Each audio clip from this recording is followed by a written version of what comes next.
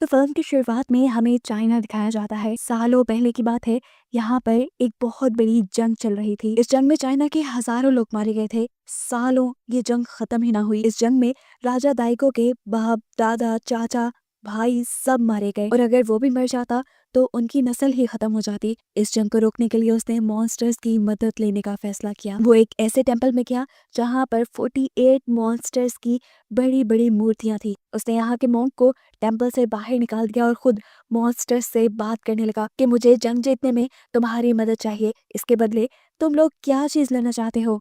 उसके बाद सुनते ही यहाँ चूहा आया, जिसे राजा दाइगो ने अपनी तलवार से काट डाला। लेकिन फिर उस चूहे की सोल ने राजा दाइगो को बताया कि वो मॉन्स्टर की बात करने के लिए उससे आया था। ये मॉन्स्टर्स उसकी मदद करने को तैयार थे, लेकिन उसके बदले में इन्हें उसके पैदा होने वाले पहले बच्चे के जिस्म के सारे ऑर्गन्स चाहिए। राजा ये डेट फिक्स कर लेता है और सारे मॉन्स्टर उसकी इस लड़ाई में साथ देने को मान जाते हैं। उसकी इस शर्त को मानते ही आसमान से कड़कती हुई बिजली आकर उसके माथे से टकराई और उसके सर पे एक क्रॉस का निशान बन गया। मॉन्क को जब पता चला कि राजा ने अपने बेटे की बलि दी है मॉन्स्टर से मदद लेने के लिए, तो वो डर गया कि बात बाहर ना चली जाए, इसलिए राजा ने मॉन्क को भी मार डाला।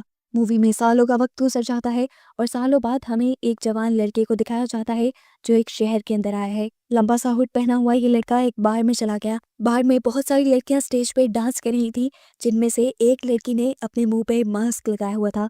ये लड़का फौरन आगे बढ़ा, लेकिन तभी बहुत से सिक्योरिटी गार्ड्स उसे रोकने आ गए। लेकिन वो सभी गार्ड्स को एक एक बार में मारते हुए स्टेज पे चल गया और अपनी तलवार से उसने डांस करती हुई लड़की का मास्क काट दिया, जिससे सब लोगों को ये पता चला कि वो लड़की तो असल में एक मॉन्स्टर थी। उसका रूप सबके सामने आते ही वो लड़की एक बहुत बड़ी मकड़ी में बदल गई और उसने इस लड़के के ऊपर हमला कर दिया। लड़के ने भी अपने हाथ को मुंह से पकड़ा और साइड पे गिरा दिया, जिससे पता चला कि उसका हाथ नकली था और उसकी हाथ की जगह लगा हुआ ब्लेड अब वो इस्तेमाल कर रहा था इस मॉन्स्टर से लड़ने के लिए। सभी लोग डर कर वहां से भागने लगे। ये सब बाहर खड़ी हुई एक लड़की नोटिस कर रही थी। वो भी इस पार्क के अंदर आ गई और हमें देखने को मिला कि उसके पीछे कुछ लड़के लगे हुए थे, क्योंकि उस लड़की ने उनके पैसे चुराए थे। अब ये दोनों जैसे ही अंदर आए तो अंदर का नजारा देखते ही डर गए। इस आदमी ने अपने हाथ पे लगी हुई तलवार से एक ही वार में उस मॉन्स्टर का सर काट दिया। खौफ से ये लोग कांप रहे थे। वो लड़का जैसे ही अपना नकली बाजू निकाल कर अपने हाथ पे लगाने लगा, तो तभी वहां उसका असल बाजू निकल आया। चलते चलते वो नीचे गिर गया, क्योंकि यहाँ पर उसकी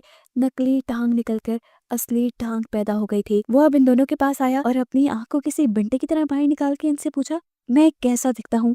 ये दोनों डर गए और उससे डर कर वहां से भाग निकले। अब जो लड़का पहले ही लड़की के पीछे पड़ा हुआ था, लड़की ने पीछे मुड़कर जल्दी से उस लड़के को साइड पे गिराया और भागते हुए अपने ठिकाने पर चली गई। और वहां जाके उसने एक ओल्ड मैन को इस लड़के के बारे में बताया जिसने एक मॉन्स्टर को ढूंढ के मार दिया था। साथ ही साथ उसके हाथ पांव भी नकली थे। ये ओल्ड मैन उस लड़की की कहानी जानता था। उसने कहानी सुनाना शुरू की कि सालों पहले एक जादूगर था। अपने जादू को बेहतर करने के लिए वो नदी किनारे जड़ी बूटियां इकट्ठी कर रहा था कि तभी उसे एक लकड़ी के बॉक्स में एक बच्चा मिला। उसका कोई ऑर्गन नहीं था, हाथ पांव कान आंख कुछ भी नहीं था। उसके बावजूद भी हैरानकुन तौर पे उसकी सांसें चल रही थी। इस जादूगर ने खुद इस लड़के को बॉडी देने का सोचा। वो एक ऐसे शहर में गया जहाँ पे काफी अरसे से जंग चल रही थी। मरे हुए लोगों की वो काफी सारी लाशें ले आया। उसने उन सारी लाशों को पकाया कुछ जड़ी बूटियों के साथ और फिर एक ऐसा जादू तैयार किया जिससे इस बच्चे के लिए नए ऑर्गन्स बनने लगे। पानी के अंदर बिजली को मिलाकर उसने इस बच्चे का दिल बनाया और इस बच्चे को दोबारा से जिंदा कर दिया। ये बूढ़ा आदमी जान गया था कि उस टाइम जादूगर क्या कर रहा है, इसीलिए बूढ़े आदमी ने जाकर उस जादूगर को अपनी तलवार दी और कहा कि इस बच्चे के अंदर बहुत ताकत है, वो मॉन्स्टर्स को भी खत्म कर सकता है, जिसमें ये जादुई तलवार उसका साथ देगी। इस बूढ़े आदमी के जाने के बाद जादूगर ने इस बच्चे के तलवार जैसे बाजुओं के ऊपर नकली हाथ लगा दिए और फिर उसे मार्शल आर्ट्स की ट्रेनिंग देने लगा, क्योंकि उसे भी इस ओल्ड मैन की बातों पे यकीन था। कई सालों की मेहनत के बाद वो बच्चा एक बहुत ही अच्छा वॉरियर बन गया। हालांकि ये बच्चा अंधा गूंगा बहरा था, लेकिन वो फिर भी अपने सारे काम कर पाता था। आखिर वो लड़का बड़ा हो गया और जादूगर के भी मरने का दिन आ गया। जादूगर ने मरने से पहले इस लड़की से कहा कि तुम इस घर को जला देना, अगर मेरे फॉर्मूला राजा दाइगो के हाथ लग गए तो वो पूरी दुनिया में जंग कर देगा और उससे बहुत से लोग मारे जाएंगे।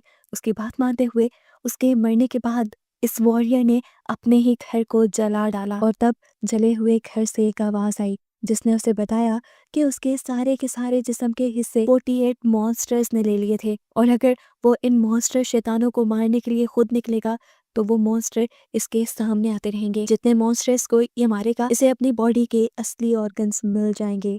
वॉरियर की पूरी कहानी सुनकर ये लड़की हैरान हो गई और उसने फैसला किया कि वो भी इसी लड़के का साथ देगी उसकी इस लड़ाई में। अगले दिन सुबह होते ही वो लड़की उस वॉरियर के पास पहुंच गई। उसने उस वॉरियर से उसका नाम पूछा।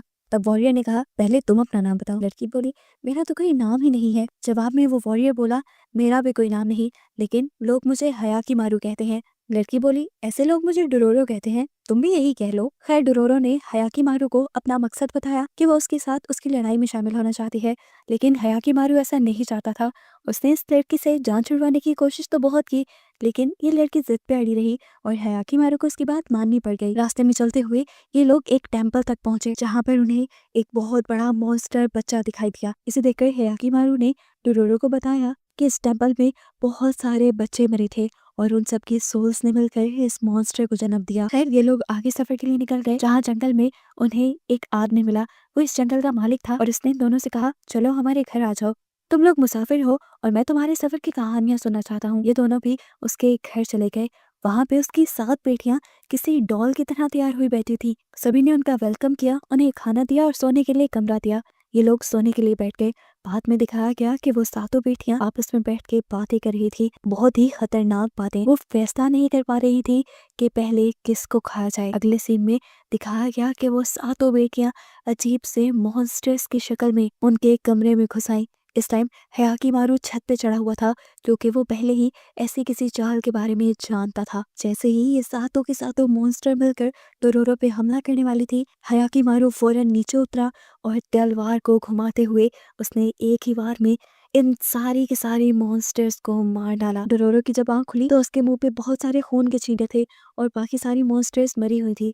डोरोरो फौरन उठी और उसने देखा कि वो मॉन्स्टर बच्चा इनको यहाँ से बाहर निकलने का रास्ता दिखा रहा था। हयाकीमारू को लेकर वो यहाँ से बाहर निकल गई और एक खुफिया कमरे में पहुंची जहाँ पर बहुत सारे बच्चों की इंसानी हड्डियां थी। हयाकीमारू समझ गया ये उन बच्चों की हड्डियां हैं जिन्हें उनके माँ बाप टेम्पल में छोड़कर गए थे और वो ये भी बात समझ गया कि जरूर उस आदमी की वाइफ एक मॉन्स्टर है जो एक मोंक का रूप लेकर उन सभी बच्चों को अपने पास लेकर आती है और फिर उन्हें खा जाती है। हयाकीमारू उसके बारे में बताने और उसे मारने के लिए उसके हस्बैंड के पास गया जहाँ पर वो पहले से ही अपने हस्बैंड को इन दोनों को मारने के लिए भड़का रही थी। हयाकीमारू ने इस आदमी को कहा, तुम जल्दी से इसे साइड पे हो जाओ वरना ये तुम्हारी भी सोल को अपनी बस में कर लेगी। लेकिन जब इस आदमी ने बात नहीं मानी तो सच में उस औरत ने ऐसा ही किया, उस आदमी के सोल को अपने कब्जे में कर लिया। इससे पहले कि वो यहाँ पे और कुछ करती, डोरोरो जल्दी से भागते हुए गांव में जाती है और सबको बता देती है उस मॉन्स्टर के बारे में जो मॉन्क के रूप में इन सब के बच्चों को इनके पास से ले गई थी और फिर उसने इन सब बच्चों को खा लिया। ये लोग भी अब दैश में आ गए और उस मॉन्स्टर से बदला लेने के लिए हयाकीमारू की मदद करने के लिए यहाँ तक पहुंचे। लेकिन जब तक यहाँ आए काफी देर हो गई थी। उस मॉन्स्टर ने अपनी तलवार को एक ही वार में इन दोनों के जिस्म में स्टैब कर दिया जिससे उसका हस्बैंड तो मारा गया लेकिन हयाकीमारू नहीं, क्योंकि उसके तो ऑर्गन से नकली हैं, वो मर नहीं सकता, वो इमोर्टल है। वो अब इस मासूम आदमी के साथ साथ बहुत सारे बच्चों की मौत का बदला लेने के लिए इस मॉन्स्टर से खड़ा हो जाता है। ये मॉन्स्टर उससे लड़ती है। उसके तितली जैसे परों में कई आंखें थी और वो काफी डरावनी दिख रही थी। उड़ते हुए वो यहाँ से भागने ही वाली थी लेकिन तभी वो सारे बच्चों के सोल जिन्होंने मिलकर एक मॉन्स्टर बच्चा बनाया हुआ था वो निकल के अलहदा हो गई और उड़ते हुए उस मॉन्स्टर को नीचे ले आई। हयाकीमारू ने अपनी तलवार को सीध में रखते हुए दरमियान से उस मॉन्स्टर को चीर डाला और वो मॉन्स्टर मर गई। जब तक गांव वाले यहाँ पहुंचे उस मॉन्स्टर का खात्मा हो चुका था। उस मॉन्स्टर के मरते ही इन सबके बच्चे वापस आते जिनके सोल को उसने कैद कर लिया था और उस मॉन्स्टर के मरने के बाद हयाकीमारू को भी उसका असली लीवर वापस मिल गया और जादूगर का बनाया हुआ लीवर उसके पेट से निकल के बाहर गिर गया। इसके बाद हयाकीमारू और डोरोरो अपने सफर पे निकल गए एक दूसरे मॉन्स्टर को ढूंढकर उसे मारने के सफर पे। ये लोग जब जंगल में पहुंचे तो एकदम से एक दरख्त से एक मुंह निकलकर उनके सामने आ गया। ये मॉन्स्टर दरख्त में रहता था। उसके लंबे लंबे लाल बालों ने हयाकीमारू को जकड़ लिया लेकिन तब हयाकीमारू ने अपनी जादुई तलवार से उसके बालों को काटते हुए अपने आप को छुड़वा लिया। अब हयाकीमारू समझ गया था कि ये मॉन्स्टर पेड़ के तने के अंदर रहता है। उसने एक ऊंची छलांग लगाई और फिर तेजी से अपनी तलवार चलाते हुए इस दरख्त के तने को 2 हिस्सों में डिवाइड कर दिया जिससे वो मॉन्स्टर भी 2 हिस्सों में बँटकर मारा गया और इस मॉन्स्टर के मरते ही उसका एक कान वापिस आ गया। और इसके बाद हयाकीमारू का सामना हुआ एक बहुत ही खतरनाक शैतान से। ये शैतान एक एलिगेटर के रूप में था। इसे मारना हयाकीमारू के लिए बहुत मुश्किल हो रहा था क्योंकि इसका ऊपरी खोल बहुत ज्यादा मजबूत था और साथ ही साथ इसका वार भी बहुत तेज था। हाथ ना होने के बावजूद भी वो अपनी जुबान से हयाकीमारू को उठा उठाकर दूर पटक रही थी। उससे दूर पटकने के बाद भी ये एलिगेटर आकर हाकीमारू के ऊपर बैठ गई। डुरूरू ने देखा और हाकीमारू को अब अपना पूरा जोर लगाते हुए इस एलिगेटर के नीचे से निकाल लिया। हाकीमारू भी समझ गया कि वो ऐसे इस एलिगेटर को नहीं मार सकता, इसलिए उसने फैसला किया कि वो उसके मुंह के अंदर जाएगा और अंदर से इसे मार डालेगा। उसका ये आइडिया काम भी किया। वो उसका मुंह खोलते हुए उसके पेट के अंदर चला गया और पेट के अंदर से उसे मारते हुए उसने इस मॉन्स्टर को भी खत्म कर दिया। इस मॉन्स्टर को मारने के बाद हयाकीमारू को अपना असली गला मिल गया। अभी इस लड़ाई की थकन खत्म ही नहीं हुई थी कि उसके सामने आ गया एक दूसरा मॉन्स्टर जो बहुत बड़ी चील की शक्ल में था। इस मॉन्स्टर ने हयाकीमारू को उठाया और एक गार की तरफ ले गया। वहां फेंककर उसने एक बड़ा पत्थर उठाकर हयाकीमारू को मारने की कोशिश की, लेकिन हयाकीमारू किसी तरह उसके इस हमले से बच गया। जिसके बाद इस बास ने हयाकीमारू को उठाकर पहाड़ी से नीचे भी गिराने की कोशिश की, लेकिन हयाकीमारू ने अपनी तलवार को पत्थरों में फंसाकर अपने आप को बचा लिया। इससे पहले कि ये ईगल उसके ऊपर कोई दूसरा वार करती, डुरोरो एक पत्थर उठाकर इस मॉन्स्टर के सर पे दे मारती है। मौके का फायदा उठाते हुए हयाकीमारू भी उड़ते हुए उसके सामने आ गया। उसने हवा में तलवार चलाई और उसके मुंह पे कई वार करते हुए उसके मुंह को उसके धड़ से अलग कर दिया। ब्लास्ट की तरह फटने से पहले इस मॉन्स्टर ने उससे कहा, तुम हमें तो मारने निकले हो, लेकिन हमसे पहले तुम्हारा सबसे बड़ा गुनहगार तुम्हारा अपना बाप है, जो हमारे पास आया था अपना तख्त बचाने के लिए। अपना तख्त बचाने के लिए उसने तुम्हारी बलि दे दी, तुम्हारा एक एक ऑर्गन हम सबको बेच दिया। ये कहकर वो मॉन्स्टर पूरी तरह खत्म हो गया। हयाकीमारू को उसका एक हाथ मिल गया, लेकिन अब वो सोच में पड़ गया कि क्या उसके पास में कुछ और भी ऐसा है जो वो नहीं जानता। ये लोग अब आगे की तरफ बढ़ने लगे और आखिर ये लोग दाइगो की सल्तनत में पहुंच गए। डुरूरो दाइगो से बहुत ज्यादा नफरत करती थी क्योंकि उसके आदमियों ने उसके मॉम डैड को मारा था। दाइगो को लगा कि उसके गांव वाले उसके दुश्मनों के साथ मिले हुए हैं, इसीलिए उसके बहुत सारे फौजियों ने आके बेवजह बेरहमी से मासूम गांव वालों को मारना शुरू कर दिया। डुरूरो और उसकी मॉम छुपकर ये सारा नजारा देखते रहे। दाइगो के सिपाहियों ने पूरा गांव तबाह कर दिया और उसकी आंखों के सामने उसके डैड के मुंह के आर पार तलवार करते हुए उन्हें भी मार डाला। उस दिन पूरे गांव में सिर्फ 2 ही लोग जिंदा रहे, डुरूरो और डुरूरो की मॉम, जो शाम होने पर मौका देखते ही वहां से भाग गए। ये दिन उनके ऊपर बहुत भारी थे, खाने पीने को कुछ नहीं था। तब उसकी मॉम ने उसे समझाया, देखो डुरूरो, तुम्हें एक लड़का बन के रहना है तब तक जब तक तुम्हें अपने डैड जैसा कोई अच्छा मर्द ना मिल जाए। ये कहने के बाद उनकी भी मौत हो गई और उसके बाद डुरूरो ने ये सारी जिंदगी मुश्किलों में खुद अकेले काटी। लेकिन उस दिन से उसने एक फैसला कर लिया था कि वो डाइगो से अपने मॉम डैड के मरने का बदला जरूर लेगी। उनकी इन्हीं बातों के दौरान यहाँ पर डियागो के बहुत सारे सिपाही भी आ गए, जिन्हें देखते ही डुरूरो ने अपने आप से काबू खो दिया। वो उनके ऊपर तलवार ताने खड़ी थी, जिस पर एक सिपाही ने उसकी गर्दन पर ही तलवार रख दी उसे मारने के लिए। ये महसूस होते ही हयाकीमारू नीचे पड़े हुए एक मुर्दे का ढांचा उठाकर उस सिपाही के मुंह पे मारता है और उसके बाद तलवार से उसके ऊपर हमला करता है। दूसरी तरफ डुरूरू एक दूसरे सिपाही के ऊपर हमला करती है और उसे हयाकीमारू के सामने करती है। हयाकीमारू जितने में इन दोनों से लड़ रहा था, डुरूरू ने तीसरे से पंगा ले लिया और उसे गोल गोल घुमाते हुए उसने हयाकीमारू के सामने किया, जो ऑलरेडी 2 सिपाहियों को मार चुका था और तीसरे सिपाही को वो अपनी एक ही वार से मार डालता है। ये लोग अब गांव के अंदर आ गए। इस शहर में आते ही डुरूरो की एक आदमी से लड़ाई हो गई। उसके लिए हयाकीमारू को यहाँ पे एक और मर्तबा लड़ना पड़ गया और तब यहाँ पर डियागो के बेटे की नजर उसके ऊपर पड़ गई। वो उसकी स्किल्स को देखकर बहुत ज्यादा हैरान हुआ और उसने उसे महल में दावत दे दी, ये कहते हुए कि वो उनके लिए उनके सिपाहियों का कैप्टन बन सकता है। वो जब हयाकीमारू को लेकर अपने घर पहुंचा तो उसकी मॉम हयाकीमारू को देखकर हैरान रह गई। उन्होंने हयाकीमारू को उसके नाम से पुकारा। वो बड़ी तेजी से अपने बेटे की तरफ बढ़ी, जैसे वो अपने बेटे को पहचान गई हो। हयाकीमारू ने जैसे ही अपनी मॉम का हाथ पकड़ा तो उसे वो दिन नजर आ गया जब उसकी मॉम ने एक कपड़े में लुपेट कर उसे नदी में बहा दिया था। ये उसने दिल से नहीं किया था, बल्कि जबरदस्ती राजा डियागो ने उससे ये करवाया था। इन सारी चीजों की वजह से उसकी मॉम अब बेहोश हो चुकी थी। ये जानकर हयाकीमारू वहां से चला गया और उसके छोटे बेटे ने उसे संभाल लिया। जिसके बाद जब उसे होश आया तो उसने राजा डियागो को बताया कि उनका बड़ा बेटा वापस आ चुका है, लेकिन राजा को इसकी बात झूठ लग रही थी।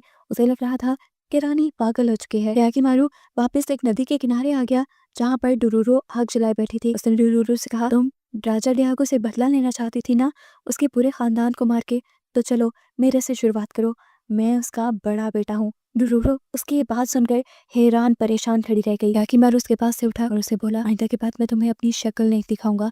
ये कहते ही वो वहां से जाने लगा। डुरूरो उसके पीछे भागी और उसने चाकू हियाकिमारू के पीठ में स्टैब कर दिया। हियाकिमारू को तो इस हमले से कुछ भी नहीं हुआ क्योंकि वो तो इमोर्टल था। अब इतने में ही यहाँ पर वो ओल्ड मैन आ गए जिन्हें हियाकिमारू की सारी स्टोरी पता थी। उन्होंने यहाँ पर हियाकिमारू को आकर बताया कि तुम्हारे डैड ने तुम्हारे सारे ऑर्गन्स 48 शैतानों को बेच दिए थे। ये सुनकर उसे भी गुस्सा आ गया और उसने भी ठान ली कि वो भी अपने डैड को यानी डियागो को 48 हिस्सों में काट के मारेगा ताकि उसे भी एहसास हो कि उसका बेटा किस तकलीफ से गुजरा था। उसकी बात सुनकर डोरोरो को एक और मर्तबा गुस्सा आ गया और हियाकिमारू का गला पकड़ते हुए उसने कहा, तुम ऐसा कुछ नहीं करोगे, वो जो भी है जैसा भी है तुम्हारा बाप है। उनकी इन्हीं बातों के दौरान अचानक दो डॉग्स जैसे दिखने वाले मॉन्स्टर्स ने हियाकिमारू पे एकदम से हमला कर दिया। दोनों ही उसे ऐसे मारने की कोशिश कर रहे थे जैसे कई दिनों से भूखे हों और हियाकिमारू को ही खाना हो उन्होंने। हियाकिमारू उससे भी लड़ता है और दोनों को ही अपनी तलवार से बड़ी ही आसानी से मार गिराता है।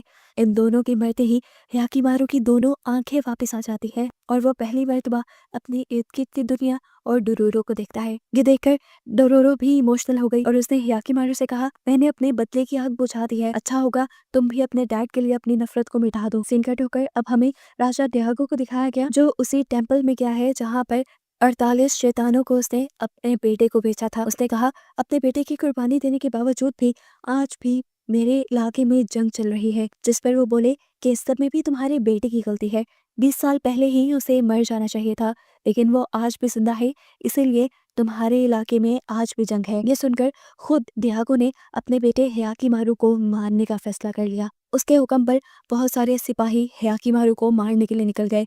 उन्होंने अपनी तोप से बमबारी की हियाकिमारू पे, लेकिन हियाकिमारू नहीं मरा। जिसके बाद हियाकिमारू का छोटा भाई सामने आया उससे लड़ने के लिए। वो तलवारबाजी करके अपने भाई को मारने की कोशिश कर रहा था, लेकिन हियाकिमारू हर मर्तबा उसके वार को रोक रहा था। उसने उल्टा एक भी वार अपने भाई पे नहीं किया क्योंकि वो अपने भाई से नहीं लड़ना चाहता था। वो सिर्फ अपने भाई के वार को रोकता रहा। पीछे से तभी एक दूसरे सिपाही ने हियाकिमारू के ऊपर हमला किया और जब हियाकिमारू ने उसकी तलवार रोकी तो उस सिपाही की तलवार ही टूट गई और वो तलवार का टूटा हुआ टुकड़ा उड़ते हुए उसके भाई के गले को चीर गया।